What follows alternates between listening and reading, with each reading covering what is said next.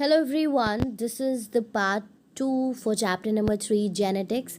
First part already uploaded है। उसमें हम जो मोस्ट कॉमन टर्म्स हम यूज़ करने वाले हैं आगे के चैप्टर में वो हम डिस्कस कर चुके हैं एंड हेरिडिटी एंड वेरिएशन क्या है उसको अच्छे से समझ चुके हैं।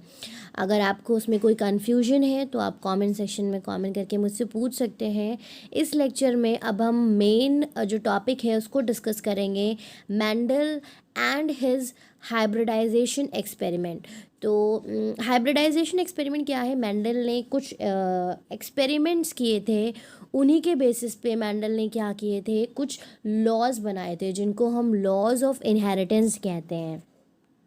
तो वो सारी चीज़ें अभी हम इस चैप्टर के आगे डिस्कस करेंगे। तो अगर मैं एक जनरल इंट्रोडक्शन आपको दूं तो मेंडल को फादर ऑफ जेनेटिक्स इसीलिए कहा जाता है क्योंकि इन्होंने जो टर्म है जेनेटिक्स उसको डिफ़ाइन किया था। तो हम जेनेटिक्स में क्या पढ़ते हैं, अभी हमने पिछले वीडियो में डिस्कस किया कि जो ट्रांसफ़र है हेरिटरी का कैरेक्टरिस्टिक्स का one generation to another generation, तो ये कॉन्सेप्ट मेंडल पहले थे जिन्होंने दिया था। एंड इन्होंने 2 एक्सपेरिमेंट करे, इनहेरिटेंस ऑफ सिंगल ट्रेट, मतलब जहाँ पे इन्होंने सिर्फ एक कैरेक्टर को लेकर के देखा कि कैसे एक कैरेक्टर पेरेंट्स से बच्चों में आता है, फिर बच्चों से उनके आगे के जनरेशन में जाता है, जिसको हम मोनोहाइब्रिड क्रॉस के अंदर बढ़ेंगे।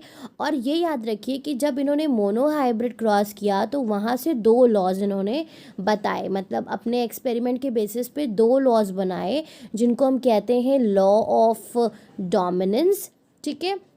और दूसरा जो लॉ था हमारा that was a law of segregation.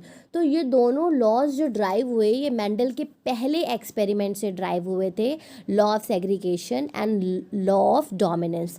उसके बाद जो तीसरा लॉ आता है लॉ ऑफ इंडिपेंडेंट असॉर्टमेंट, वो हम स्टडी करेंगे डाई हाइब्रिड क्रॉस के अंदर। तो डाई हाइब्रिड क्रॉस की खासियत क्या है कि जैसे यहाँ पे एक कैरेक्टर लिया, जैसे हाइट एक कैरेक्टर लिया, लेकिन डाई हाइब्रिड क्रॉस में 2 कैरेक्टर्स लिए गए थे, हाइट के साथ साथ कलर भी मानिए, तो कोई भी 2 कैरेक्टर्स, ठीक है। तो अभी हम इसको जब हम पढ़ेंगे तो सारी चीज़ें हमको समझ में आ जाएंगी, आपको समझ में आ जाएंगी। और अगर कहीं पे भी आपको कोई कन्फ्यूजन है तो कमेंट ब्लो करिए, कमेंट सेक्शन में कमेंट करिए एंड लेट मी नो, ठीक है। चलिए स्टार्ट करते हैं। And Australian monk George Johann Mandel was the first to explain the mechanism of transmission of characters from parents to the offspring after generation. Therefore, he is considered to be the pioneer of modern genetics and is called the father of the genetics. तो George Mendel को father of the genetics क्यों कहा गया? क्योंकि ये वो पहले व्यक्ति थे जिन्होंने कि कैसे पेरेंट्स से बच्चों में ट्रांसफ़र हो रहे हैं कैरेक्टर्स, उसको बताया था, ठीक है। He was the first to explain this. Mendel maintain that each character is controlled by factor. अभी हम लोगों ने पिछले वीडियो में पढ़ा था कि जीन क्या है, मेंडेलियन फैक्टर हैं। तो मेंडल ने क्या कहा कि कुछ ऐसे फैक्टर्स हैं जिनकी वजह से ये जो कैरेक्टर्स हैं ये माता पिता से बच्चों में जा रहे हैं। These factors were present in all the cell of the body. और आपको पता है कि भाई जीन कहाँ होते हैं, हर सेल में होते हैं, है ना। तो इन्होंने ये कहा कि ये हर सेल में वो फैक्टर्स मौजूद होते हैं। Gametes transport these factor to the next generation. अब देखो होता क्या है कि वो जो जीन है वो गैमीट्स में आते हैं, ठीक है। आपने चैप्टर नंबर 1 में पढ़ा कि मियोसिस में क्या होता है, क्रोमोसोम आधे हो जाते हैं और गैमीट्स जो बनते हैं वो क्या करते हैं, वो फैक्टर को दूसरी जनरेशन में लेकर के जाते हैं।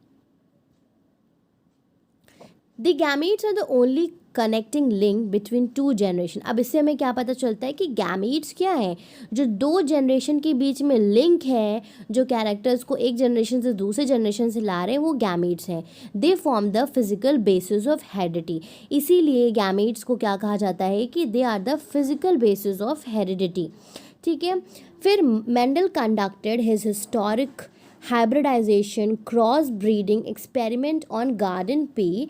पाइसम सटाइवम क्या है, इसका बॉटनिकल नेम है, in the garden of a monastery in Australia and develop 3 principle of inheritance.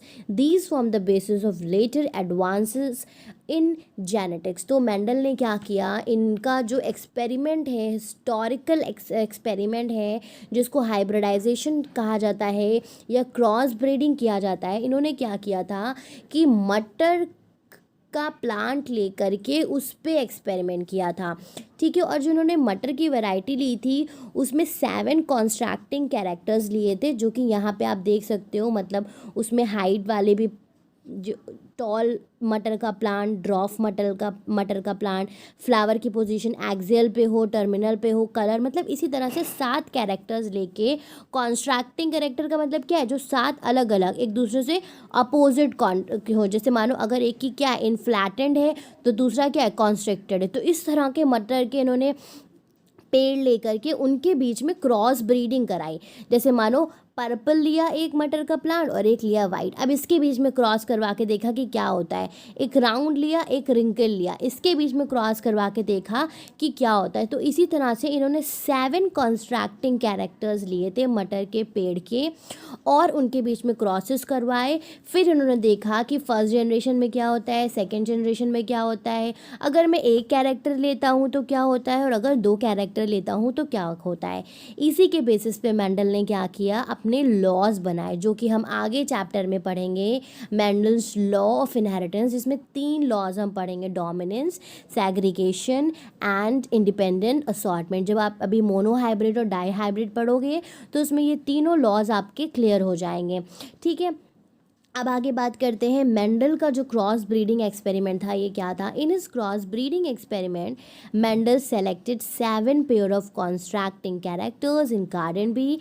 मतलब मटर के पेड़ में इन्होंने 7 अपोजिट कैरेक्टर्स सेलेक्ट किए which were related as dominant and recessive. मतलब जैसे ग्रीन यहाँ क्या था, डोमिनेंट, येलो क्या हो गया, रेसेसिव, मतलब जिसको डोमिनेंट और रेसेसिव का टाइटल दिया गया।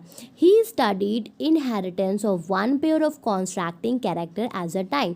इन्होंने क्या किया, एक एक कैरेक्टर उठाया। मतलब सबसे पहले पॉट का कलर, इन दोनों के बीच में क्रॉस कराया। सीड का शेप, ये क्या है, एक कैरेक्टर है ना, ट्रायड, जो भी हमने पिछले वीडियो में पढ़ा था, ये क्या है, उस ट्रायड के 2 एक्सप्रेशंस हैं, इनके बीच में क्रॉस कराया। He carried out the experiment to second and third generation.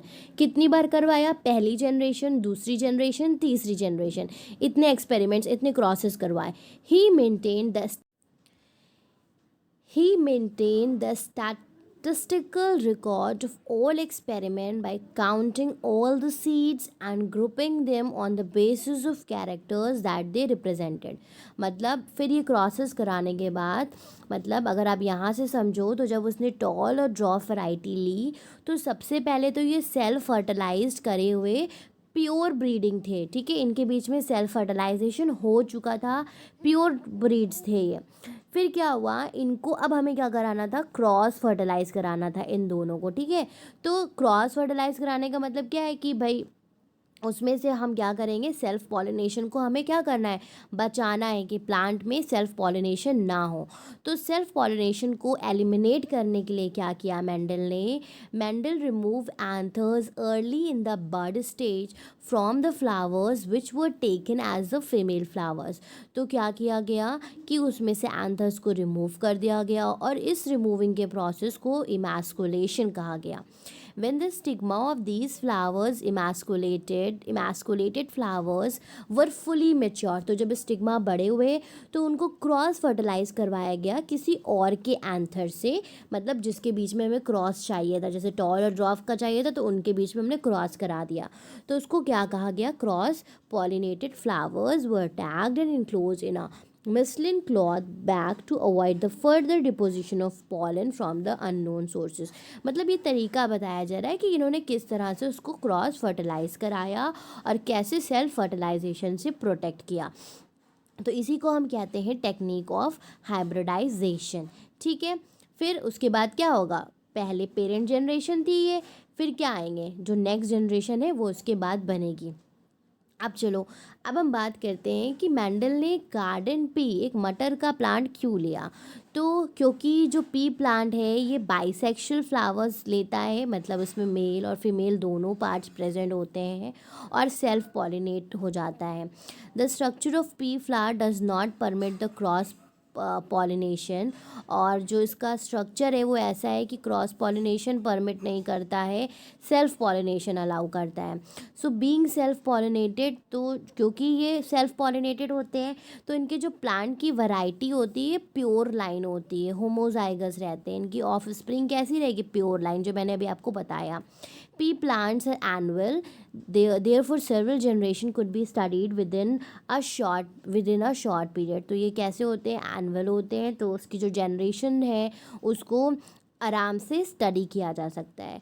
तो ये तो सारी चीज़ें थी कि मेंडल ने जो एक्सपेरिमेंट किया। अब बेसिकली जो एक्सपेरिमेंट मेंडल ने किया था हम उसको स्टडी करेंगे। तो सबसे पहला जो क्रॉस था मेंडल का उसको हम कहते हैं मोनोहाइब्रिड क्रॉस। बहुत ही आसान क्रॉस है, और डाई हाइब्रिड क्रॉस भी बहुत आसान है, कोई भी कन्फ्यूजन नहीं होने वाला आपको। लाइन बाय लाइन पहले समझिएगा फिर इसको पढ़िएगा, ठीक है। तो हम ये तो जानते हैं कि जो मोनोहाइब्रिड क्रॉस का मतलब क्या है। मोनोहाइब्रिड क्रॉस का मतलब है क्रॉस बिटवीन टू इंडिविजुअल, दो इंडिविजुअल का क्रॉस है। अगर आप यहाँ पे देखो तो एक क्या है? टॉल प्लांट है, दूसरा क्या है? ड्रॉफ प्लांट है। तो टॉल में क्या लिखा हुआ है? कैपिटल टी, तो उसका मतलब क्या है? ये प्योर लाइन है, ठीक है। ये पेड़ कैसे बना है? सेल्फ फर्टिलाइजेशन के बाद प्योर है। एक मटर के फ्लावर में सेल्फ फर्टिलाइजेशन हो गया तब ये प्योर टॉल आए। इसी तरह से प्योर ड्रॉफ, उनके बीच का ये क्रॉस होगा, उसमें फिर क्रॉस पॉलिनेशन होगा, ठीक है। तो monohybrid cross is the study of inheritance of one pair of character which is controlled by a single pair of gene, ठीक है। तो ये क्या है? इसमें एक कैरेक्टर है तो जीन का पेयर क्या है? होगा एक पेयर होगा। The first study of monohybrid inheritance was done by Mendel. He selected and conducted the 7 pair of monohybrid cross, ठीक है। तो जो उसने 7 कॉन्स्ट्रैक्टिंग कैरेक्टर्स लिए थे सबके बीच में मोनोहाइब्रिड क्रॉस कराया था। अब मोनोहाइब्रिड क्रॉस क्या है?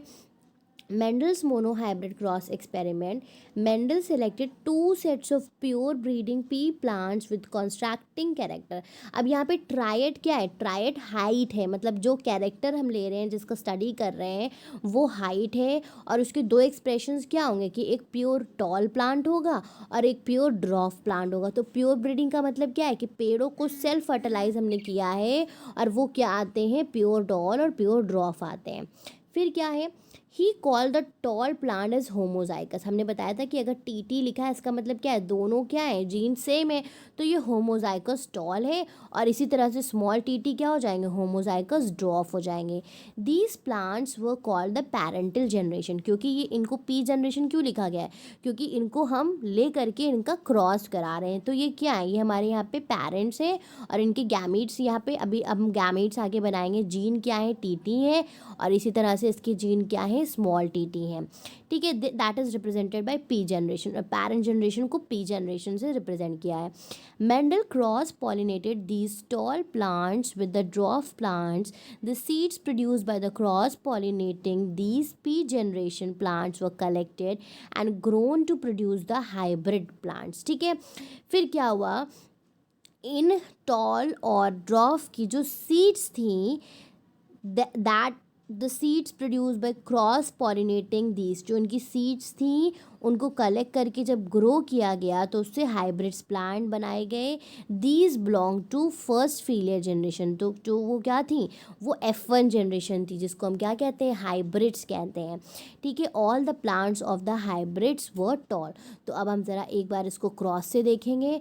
तो अब आप यहाँ पे देखो कि ये क्या है? टी है, टी को हमने स्मॉल टी से क्रॉस कराया, तो ये क्या है? ये पेरेंट जनरेशन है। तो इसके गैमीट्स क्या होंगे? इसके गैमीट हो जाएंगे कैपिटल टी, ठीक है। इसी तरह से इसके गैमीट स्मॉल टी।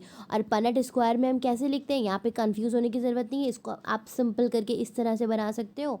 4 ब्लॉक्स हैं, यहाँ पे हम लिखेंगे फीमेल गैमीट्स। तो एक तरफ मानो हमारे फीमेल क्या है? ड्रॉफ गैमीट है, और इधर हमारे मेल गैमीट्स हैं। जब हम इनका क्रॉस कराएंगे तो क्या बनेगा? T capital T small T, capital T small T, capital T small T, capital T small T.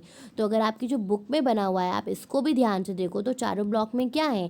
Capital T small T. मतलब जब इनके बीच का जो पहली जनरेशन आई, जिसको हम क्या कहते हैं? जिसको हम हाइब्रिड्स भी कहते हैं, वो सभी कैसे थे? वो सभी आपके क्या थे? टॉल थे। क्योंकि आप सबके आगे देखो तो कैपिटल टी है, तो सभी टॉल क्यों हुए? क्योंकि जो कैपिटल टी है वो डोमिनेंट जीन है, वो क्या करेगा? स्मॉल टी को क्या कर देगा, उसके कैरेक्टर्स को बाहर नहीं आने देगा। तो यहीं से आया लॉ ऑफ डोमिनेंस, ठीक है, यहीं से क्या आया, लॉ ऑफ डोमिनेंस आया कि जो जब हम मोनो हाइब्रिड क्रॉस में दो कॉन्स्ट्रैक्टिंग कैरेक्टर्स को क्रॉस कराते हैं तो वहाँ पे जो डोमिनेंट कैरेक्टर होता है वो क्या करता है, जो रेसेसिव कैरेक्टर होता है उसको बाहर नहीं आने देता है।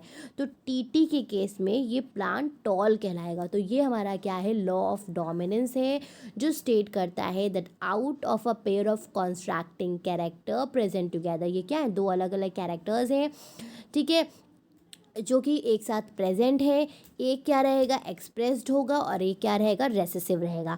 तो ये हमारा है law of dominance and recessive, जो अभी आप आगे जाके देखोगे, ठीक है। तो यहाँ तक की उम्मीद है सबको समझ में आ गया होगा, कोई भी कन्फ्यूजन नहीं है। अब मेंडल ने F1 जनरेशन, जिसको हाइब्रिड्स भी कहा गया, इसी को हाइब्रिड्स भी कहा गया, ठीक है। हाइब्रिड क्यों कहा जाता है, क्योंकि अभी यहाँ पे एक कैरेक्टर लेके क्रॉस किया जा रहा है, तो ये क्या है, हाइब्रिड है। अब इन हाइब्रिड्स को क्या किया जाएगा, सेल्फ फर्टिलाइज। अभी देखो आपने ऊपर क्या किया था, क्रॉस फर्टिलाइज किया था, इसको इससे क्रॉस फर्टिलाइज किया था, लेकिन अब हम क्या करेंगे, अब हम सेल्फ फर्टिलाइज करेंगे। जो हमारे जनरेशन आई है तो टीटी टीटी आपस में इनको हम क्रॉस कर देंगे। तो जब हम टीटी टीटी को आपस में क्रॉस करेंगे तो आप देखो यहाँ पे टीटी के गैमेट्स क्या होंगे, मेल गैमेट्स भी टीटी बनेंगे और फीमेल गैमेट्स भी टीटी बनेंगे। अब जब इन दोनों के बीच में क्रॉस कराया जाएगा तो जो हमारी सेकेंड जनरेशन आएगी वो कैसी हो जाएगी, उसमें एक प्योर टॉल हो जाएगा, दो क्या हो जाएंगे, टॉल होंगे, क्योंकि ये डोमिनेंट हो रहा है यहाँ पे, और एक प्योर हमारा ड्रॉप हो जाएगा। तो जो फिनोटिपिक रेशियो, फिनोटिपिक का रेशियो मतलब क्या है कि वो कैसे दिख रहे हैं, तो तीन कैसे हैं, टॉल हैं, तो फिनोटिपिक तीन टॉल हो गए, एक स्मॉल हो गया। तो फिनोटिपिक रेशियो हो गया आपका 3:1 का। और जीनोटाइप मतलब कि जीन यहाँ पर कैसे हैं इसके, तो टी एक है तो एक हो गया, स्मॉल वाला टी और कैपिटल वाला टी दो हैं तो ये दो हो गया, और एक प्योर ड्रॉप है, दो स्मॉल टी हैं तो वो 1 हो गया। तो 1:2:1 का क्या हो गया, जीनोटिपिक रेशियो हो गया F2 जनरेशन में। तो उसका मतलब क्या है, F2 जनरेशन में 75% इतने 3 भाग क्या है, टॉल है, और 25% क्या है, प्लांट हमारा ड्रॉफ है। तो ये हमारी आती है F2 जनरेशन, ठीक है। तो इसी के बेसिस पे मेंडल ने क्या किया, यहाँ पे अब जब सेकेंड बात आती है तो इन्होंने अपना लॉ ऑफ सेग्रीगेशन दिया, ठीक है, कि क्या होता है कि जो गैमीट्स होते हैं, तो इससे क्या पता चला कि अगर आप यहाँ पे देखो तो फर्स्ट जनरेशन में क्या था, फर्स्ट जनरेशन में सारे के सारे जो आए थे हमारे पास ऑफ स्प्रिंग वो हेट्रोजाइगस थे, ठीक है। हेट्रोजाइगस का मतलब क्या है कि ये सभी क्या है, जो बड़ा वाला है जो डोमिनेंट है वो अपने आप को प्रूफ करेगा। तो ये तो हमारा law of dominance and recessive वाला जो मैटर है वो शो करता है। जो लॉ ऑफ सेग्रीगेशन है वो हमें यहाँ से मिलता है। अब अगर आप यहाँ पे देखो तो गैमीट्स क्या है, सेग्रीगेट हो गए, टॉल वाला अलग हो गया, प्योर ड्रॉफ अलग हो गया, और जो डोमिनेंट और रेसेसिव वाले हैं वो अलग हो गए। तो इससे हमें क्या पता चलता है कि एलीज जो होते हैं वो गैमीट्स फॉर्मेशन के वक्त क्या हो जाते हैं, सेपरेट हो जाते हैं। मतलब जब यहाँ पे हमारे पास टीटी था और इन दोनों के बीच में हमने फ्यूज़ कराया तो इसके गैमेट्स क्या हो गए, जो एलीज थे यहाँ पे, अब ये अलग अलग क्या हो गए, एलीज हो गए, ये अलग हो गए, ठीक है। यहाँ पे भी जो थे वो अलग हो गए, और अलग होने के बाद वो क्या करते हैं, अपने जो सेपरेट हो जाते हैं। तो यहाँ पे क्या हुआ कि जब हमारे पास F2 जनरेशन आई तो उसमें हमारे पास टॉल के 75% थे और ड्रॉफ के 1%, मतलब 125%, 3:1 का रेशियो आया। तो ये हमारा प्रूफ करता है लॉ ऑफ सेग्रीगेशन व्हेन, इसका मतलब क्या है कि गैमीट्स फॉर्मेशन के वक्त जो एलीज हैं वो क्या होंगे, वो अलग हो जाएंगे, ठीक है। तो मेंडल ने जो पूरा ये एक्सपेरिमेंट किया, इस पे इन्होंने कुछ अपनी हाइपोथेसिस बनाई। इन्होंने ये कहा कि for each characters individual inherits 2 copies. तो अभी आपने ऊपर देखा कि हर कैरेक्टर के पास क्या है, दो कॉपीज़ हैं जीन की, यहाँ पे टीटी 2 जीन थे, इसी तरह से यहाँ पे टीटी 2 जीन्स थे, ठीक है, and they are the alternative version of the factors. अब आपको पता है कि जब ये क्रॉस हो जाते हैं तो क्या हो गए, दोनों फैक्टर के ऑल्टरनेटिव वर्जन आ गए। फिर तीसरी बात क्या प्रूव होती है कि ये जो यहाँ पर आएगा रिजल्ट F1 जनरेशन का, वो क्या है, हेट्रोजाइगस। हेट्रोजाइगस का मतलब क्या है, एक कैपिटल टी है, एक स्मॉल टी है। फिर चौथा जो लॉ है वो आपका मतलब जो कंडीशन है वो लॉ ऑफ सेग्रीगेशन प्रूव करती है कि गैमीट्स F2 जनरेशन में क्या होगा, बाहर वापस से वो गैमीट्स आ जाएंगे जो ऊपर क्या थे, ऊपर जो हिडन हो गए थे वो यहाँ पे सेग्रीगेट हो जाएंगे। क्योंकि यहाँ पे क्या था, आपके इधर वाल कोई भी ड्रॉफ नहीं था, सब टॉल थे। लेकिन यहाँ क्या हुआ, जब आप नीचे आए F2 जनरेशन में तो गैमीट्स एलिलीज ने सेग्रीगेट किया और जो ड्रॉफ वाले थे वो कैरेक्टर्स हमारे बाहर आ गए। ठीक है, उम्मीद है आपको समझ में आ गया होगा। एक बार हम इसकी थ्योरी भी पढ़ लेते हैं। फीमेल रिप्रेजेंट द सन और daughter of the offspring. F1 generation क्या रिप्रेजेंट करती है, डॉटर, जो भी ऑफस्प्रिंग है उसको रिप्रेजेंट करती है। The plant of F1 generation were allowed to self, अब उसके बाद क्या हुआ, F1 जनरेशन को सेल्फ फर्टिलाइज किया गया। The plants raise from the seeds obtain, फिर उनको क्या किया गया, सेकेंड जनरेशन के लिए तैयार किया गया। Mendel noted that 25% of F2 were toll, ये जो मैंने आपको सारा बताया है, और उसका रेशियो क्या आया, 3:1 का आया। ठीक है, अब मेंडल ने क्या किया, इसको F3 जनरेशन पे भी रेस किया। Mendel raise the F3 generation from the F2 plant by self pollination and found that the dwarf plants of F2 generation. अब क्या किया गया, अब जैसे मानो यहाँ पे टॉल का अगर करवाया जाए, जितने टॉल वाला उठा के टॉल से कराएं, इस वाले को उठा के इसी से करवाएं, तो ये क्या करेगा, अपने ही जैसे तो प्रोड्यूस करेगा। ड्रॉफ वाले को उठा के ड्रॉफ से कराएं तो वो सारे अपने ड्रॉफ प्रोड्यूस करेगा। इससे क्या पता चलता है, लॉ ऑफ सेग्रीगेशन, कि एलिलीड्स गैमीट्स फॉर्मेशन के वक्त अलग हो जाते हैं। ठीक है, on the F2 tall only 25% were pure tall and produce tall plants. F2 generation में सिर्फ 25% जो थे वो क्या थे, प्योर टॉल थे, और उन्होंने प्योर टॉल बनाया था। Remaining 50% on self pollination produces the doll and dwarf plants, और जो बाकी के थे वो किस में थे, वो 3:1 के रेशियो में थे। तो ये हमारा था मेंडल का मोनोहाइब्रिड का क्रॉस। आगे देखते हैं, Mendel repeated the similar experiment with other characters such as flower, मतलब यही सेम उन्होंने बाकी के 7 कॉन्स्ट्रक्टिंग कैरेक्टर के साथ रिपीट किया। He noted the result of all this experiment showing a similar pattern of inheritance, और सब में उन्होंने यही पाया कि पहले जनरेशन में क्या हुआ, पहली जनरेशन में आपका जो जितने भी थे वो सब हेट्रोजाइगस आ गए। फिर दूसरी जनरेशन में क्या हुआ, जब उनका क्रॉस कराया गया तो जो गैमीट्स थे वो वापस से सेग्रीगेट हो गए, बाहर आ गए। तो one of the contrasting feature of pair that is a ड्रॉफ in case were not presented in F1 generation, मतलब क्या था, जो 2 कैरेक्टर्स लिए गए थे टॉल और ड्रॉफ, तो पहली जनरेशन में कोई भी छोटा प्लांट नहीं था, लेकिन वो क्या हुआ, वो F2 जनरेशन में वापस आ गया। The contrasting feature reappeared in the F2 generation and both the features were found approximately in 3:1, और जब वो F2 जनरेशन में आया तो वो किस में था, 3:1 में था। तो यहीं से हमें पता चलता है कि जो एलिलीज होते हैं वो सेग्रीगेट हो जाते हैं, सेपरेट हो जाते हैं F2 जनरेशन में। तो यहाँ से आपका निकला लॉ ऑफ सेग्रीगेशन। ठीक है, अब मेंडल्स की इंटरप्रिटेशन और रिजल्ट्स क्या हैं इसको भी अच्छे से समझिए, तभी आप समझ पाएंगे जो भी मैं बोल रही हूँ। Mendel's interpret his F1 and F2 result. अब उन्होंने जो पहला F1 जनरेशन आई जिसमें सब क्या थे, heterozygous, capital T small T, capital T small T, capital T small T, ठीक है। और F2 में क्या था, capital T capital T, capital T small T, capital T small T and दोनों स्मॉल टी। अब उसको उन्होंने अपने रिजल्ट को इंटरप्रेट कैसे किया, the height of the pea plant tallness and dwarfness is controlled by a pair of constructing factors और determiners, now they are called as gene.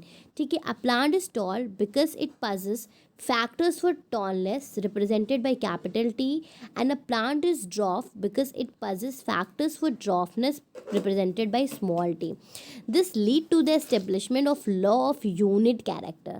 तो मतलब कैपिटल टी से उसकी टॉलनेस पता चलती है, स्मॉल टी से उसकी ड्रॉफनेस पता चलती है। These factors occur in pair. अब ये फैक्टर्स हमेशा पेयर में होते हैं, ये सब हमें पता है कि जीन्स हमेशा पेयर में होते हैं। One member of this pair is contributed by each parents. अब ये जीन में होते हैं, जब इसका क्रॉस होता है तो गैमीट्स के फॉर्मेशन में तो एक एक आता है ना, जब फ्यूजन होगा तो एक गैमेट दूसरे गैमेट से फ्यूज़ करेगा, वो दो बनाएगा, ठीक है। All F1 hybrids have TT, they are tall because T dominates the T. तो क्योंकि कैपिटल टी क्या करता है, स्मॉल टी को डोमिनेट करता है, तो सभी क्या है, टॉल है। दस टॉलनेस क्या हो गया, एक डोमिनेंट कैरेक्टर, और ड्रॉफनेस क्या है, एक रेसेसिव कैरेक्टर। तो इसको क्या कहा गया, लॉ ऑफ डोमिनेंस या फिर लॉ ऑफ रेसेसिवनेस, ठीक है। उसके बाद हम बात करते हैं the factor T T R separate entities, ठीक है। When gametes form these unit factors segregate so that the gametes get only one of the two alternate. मतलब ये क्या होते हैं, अलग हो जाते हैं, ताकि गैमीट को या तो सिर्फ टी मिलेगा या स्मॉल टी मिलेगा। And F2 plants are both tall and dwarf, ठीक है। और F2 की जो जनरेशन आती है उसमें टॉल भी होते हैं, ड्रॉफ भी होते हैं। So there is no blending of characters आपस में मिल नहीं रहे हैं, क्या हो रहे हैं, अलग से उभर के आ रहे हैं। ड्रॉफ कैरेक्टर भी वापस आ गया है, बाहर निकल के आ गया है। So this is called the law of segregation. इसको क्या कहते हैं कि गैमीट्स जो एलिलीज हैं वो गैमीट्स फॉर्मेशन के वक्त अलग हो जाते हैं। दस F1 plants produce two types of gametes in equal number. तो जो F1 से गैमीट्स हमारे प्रोड्यूस हुए थे वो दो तरह के और इक्वल नंबर के हुए थे। There are 4 possible combination during random fusion of these gametes, both tall and dwarf plants are form in F2 generation. इसीलिए टॉल और ड्रॉफ दोनों बनते हैं हमारे F2 जनरेशन में, ठीक है। अब यहाँ पे कुछ मोनो हाइब्रिड इनहेरिटेंस के एग्जाम्पल्स दिए हुए हैं एनिमल प्लांट्स में। सो जैसे straight hair, curly hair, widow peak, straight hair line, ये सभी क्या है, ये सभी आपके एग्जाम्पल हैं मोनो हाइब्रिड इनहेरिटेंस के, ठीक है। उसके बाद हम आ जाते हैं how to represent a mono hybrid cross. तो ये भी हम पढ़ चुके हैं डिटेल में, जो हमने बनाया उसी तरह से ही हम उसको कोई भी कैरेक्टर हो उसी तरह से बनाएंगे। अ mono hybrid cross can be represented by genetic diagram या फिर Punnett square using a genetic symbols, ठीक है। तो इन सिम्बल्स को यूज़ करके हम उसको बनाते हैं। To represent the genotype of a parent and offspring unique the genetic symbols, कैसे किया जाएगा, तो टॉलनेस के लिए capital T, the first alphabet और the dominant phenotype is use as a genetic simple, its capital letter is use for dominant gene. मतलब जो capital letter है, जैसे हमने अभी टॉलनेस के लिए कैपिटल टी यूज़ किया, ठीक है, तो वो उसका फिनोटाइप टॉलनेस बता रहा है। और रेसेसिव के लिए हमने स्मॉल टी ड्रॉफनेस के लिए यूज़ किया गया। तो इसी तरह से और भी जो कैरेक्टर्स होते हैं उसी के लिए, जो डोमिनेंट कैरेक्टर है उसके लिए कैपिटल यूज़ करेंगे और जो रेसेसिव कैरेक्टर है उसके लिए स्मॉल यूज़ करेंगे। The first alphabet of recessive phenotype is used as a genetic symbol for the recessive gene, and its dominant gene is represented by plus sign as a subscript. For example, vestigial wings in Drosophila are represented by VG, और उसके जो normal wings होंगे that is represented by with a plus sign, ठीक है। ये थोड़ा सा differences है, इतना आपको उसमें डिटेल में पढ़ना नहीं है, ठीक है, ये सारी चीज़ें। In some cases the first alphabets of recessive characters, मतलब ये बताया जा रहा है कि डिफरेंट में कैसे यूज़ किया जाता है। जैसे its capital letter represent the dominant character and the small letter represent the, जैसे tallness is represented by DD and dwarfness is represented by small dd। तो कुछ में इस तरह से represent किया जाता है। फिर है how to draw a genetic diagram using a genetic symbol। तो यहाँ पे दिया हुआ है आपका कि ब्लैक माउस और ब्राउन माउस के बीच में अगर क्रॉस होगा तो आपके जो गैमीट्स होंगे वो ये बनेंगे, ठीक है। अब आपको इसको सॉल्व करना है कि किस तरह से क्या होगा। So the drying of a genetic diagram of a mono hybrid cross the inheritance of a code colour in mine's involve the following step. सबसे पहला क्या है, सेलेक्ट सिंबल, ठीक है। एलएलई फॉर ब्लैक कोड क्या हो गया, बी हो गया, और ब्राउन के लिए क्या हो गया, स्मॉल बी हो गया। Identify the genotype and phenotypes of parents, ठीक है। तो जीनोटाइप और फिनोटाइप पेरेंट्स का आपको आइडेंटिफाई करना है। जीनोटाइप ऑफ होमोजाइगस ब्लैक, तो यहाँ पे जीनोटाइप क्या होगा, बीबी होगा, ठीक है, और इधर क्या हो जाएगा, स्मॉल बीबी हो जाएगा। Right the possible types of males and female gametes, ठीक है। तो यहाँ पे क्या है, गैमेट्स आपके कैपिटल बी, स्मॉल बी, फिर इनके बीच में क्रॉस ब्रीडिंग जब होगी तो अगर आप यहाँ पे इनके जो सिंबल्स हैं उनको देखो गैमेट्स को, तो ब्लैक माउस बीबी से रिप्रेजेंटेड है। इसी तरह से ये वाला जो ब्राउन माउस है ये स्मॉल बीबी से रिप्रेजेंटेड है। तो इसका गैमेट बी हो जाएगा, इसका गैमेट स्मॉल बी हो जाएगा। तो जो F1 जनरेशन आएगी वो क्या आएगी कि सभी ब्लैक होंगे। तो अब F1 जनरेशन एक यहाँ पे ली गई कि सभी ब्लैक हैं, ठीक है। ये वाला जो PB आया ये आपका F1 जनरेशन आया। फिर अब F1 जनरेशन के बीच में क्रॉस कराया गया कि एक F1 जनरेशन ये है ब्लैक माउस, एक ये है, तो दोनों क्या हैं PB BB हैं। अब इनके जो गैमीट्स होंगे वो क्या होंगे, एक ही अपना देगा पेरेंट से बी आएगा और एक स्मॉल बी आएगा, कैपिटल बी आएगा स्मॉल बी आएगा। अब इनके बीच में जब क्रॉस होगा बी क्रॉस करेगा कैपिटल बी के साथ, तो ये क्या फॉर्म करेगा, प्योर ब्लैक फॉर्म करेगा। फिर यही वाला बी आपका स्मॉल वाले से करेगा, तो ये आपका हो जाएगा बी बी हो जाएगा। इसी तरह से ये बी और ये बी, तो कैपिटल बी स्मॉल बी, फिर आपका एक प्योर ब्राउन हो जाएगा स्मॉल बी। तो इससे क्या होगा, अगर आप देखो तो 3 आपके जो चूहे आएंगे वो आएंगे ब्लैक, जिसमें से एक प्योर ब्लैक होगा जिसका बी होगा, और 3 ऐसे होंगे बी, 2 ऐसे होंगे सॉरी, ठीक है। तो ये तीनों क्या हो गए, ब्लैक हो गए, लेकिन एक आपका आ जाएगा प्योर ब्राउन, क्योंकि यही लॉ ऑफ सेग्रीगेशन यही कहता है कि सेकेंड जनरेशन में जो ऊपर वाले एलिलीज होते हैं वो सेपरेट होकर के F2 जनरेशन में आ जाते हैं, ठीक है। तो पहले पेरेंट में था ब्राउन, लेकिन F1 में नहीं आया, फिर F2 में जो ब्राउन था वो बाहर आ गया, ठीक है। तो यही आपको यहाँ पे करना है, फाइंड आउट द फिनोटाइप। तो उसका फिनोटाइप क्या हो जाएगा कि 3:1 हो जाएगा, 3 ब्लैक है और एक ब्राउन है, तो 3:1 इसका फिनोटाइप हो गया। Find out the gametes form by the F1 individual, तो ये हम ऊपर देख ही चुके हैं। Show the result of random fusion of F2 generation, ये भी हम देख चुके हैं कि अगर F2 जनरेशन में क्या रिजल्ट्स आएंगे। तो जैसे हमने टॉल और ड्रॉफ के बीच में क्रॉस किया था, वैसे ही बस यहाँ पे ब्लैक और ब्राउन माउस के बीच में क्रॉस है, ठीक है। तो उसके बाद आ जाता है पन्नेट स्क्वायर कैसे ड्रॉ करते हैं। ये तो ऐसे वाला जो था, ठीक है। पन्नेट स्क्वायर मैं आपको ऑलरेडी बता चुकी हूँ, ऐसे करके में हम लोग करते हैं। एक तरफ हम फीमेल गैमीट्स डाल देते हैं, मानो हमने छोटा वाला टॉल लिया था तो इधर फीमेल गैमीट्स डाल दिए और मेल गैमीट्स इधर डाल दिए। फिर इसका टी इसके साथ जाएगा, फिर ये वाला टी इसके साथ जाएगा, फिर ये वाला टी इसके साथ क्रॉस करेगा, ये वाला टी इसके साथ क्रॉस करेगा। तो इस तरह से हम क्या करते हैं, पन्नेट स्क्वायर ड्रॉ करते हैं। अगर कोई कन्फ्यूजन है एक बार हम इसकी थ्योरी भी पढ़ लेते हैं। अगर कोई कन्फ्यूजन है तो अलग से सेपरेट वीडियो भी मैं आप लोगों को मोनो हाइब्रिड क्रॉस का बना दूंगी, ठीक है। तो अब हम देखते हैं पन्नेट स्क्वायर। पन्नेट स्क्वायर क्या है, एक स्मॉल स्क्वायर शेप डायग्राम है which is drawn to show the possible conditions between male and female gamete of F1 generation. F2 generation के लिए भी हम कर सकते हैं। The male gametes are place along one side, एक तरफ मेल रखा जाता है दूसरी तरफ फीमेल रखा जाता है, ठीक है। How to draw a Punnett square, steps दिए हुए हैं। ड्रॉ 4 बॉक्सेस जैसे फिगर में दिए गए हैं। राइट डाउन द एलिलीज, अब जो गैमेट्स हैं जो उनके एलिलीज हैं एक तरफ इधर लिखो एक तरफ इधर लिखो। फिर उसके बाद right the product of the fusion, फिर उनका जो प्रोडक्ट रहेगा फ्यूजन का वो यहाँ आपको लिखते चले जाना है। So that's all in this video. अब हम चेक पॉइंट 1 देख लेते हैं क्या है।